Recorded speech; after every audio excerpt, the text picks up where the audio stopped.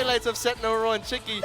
It was a race towards the end. Yes. In set number 1. And Santa Lucia, like you mentioned, just was more confident, was more consistent. They got better passes and they were able to execute better. Right, nagulat ang Signal HD Spikers sa ginalaw ng Santa Lucia.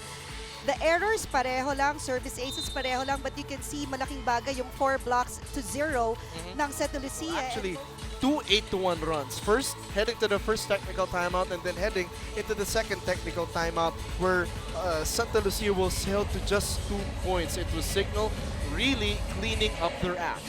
Yeah, look at those attack points there.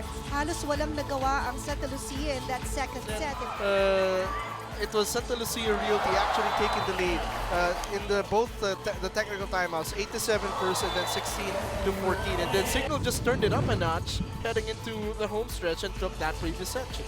Yeah, ang Santa Lucia, look at the attacks there.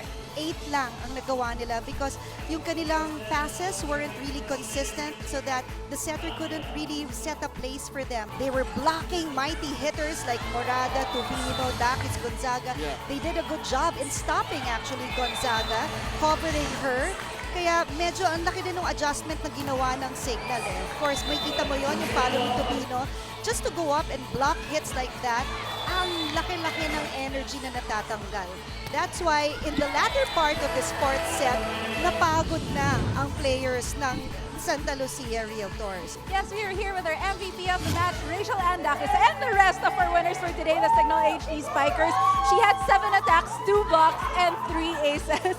All right, very happy team right here. Rachel, all throughout this game, meron kayong very powerful sets, yung second and fourth, pero may other times na dikit yung laban, medyo bumaba yung energy. What's the reason behind that? Una-una, kaya kami nagiging dominant sa set na yun kasi yun nga, sabi ni Coach, bigay namin yung best namin, all out kami. So, in terms naman nun, sa bumababa kami, syempre, hindi naman laging perfect yung game namin. So, talagang bumababa. But in the end naman, kailangan kaming umangat pa ulit. Kailangan namin ma-cope up kung ano yung mga pagkakamali namin. So, yun naman nagagawa namin.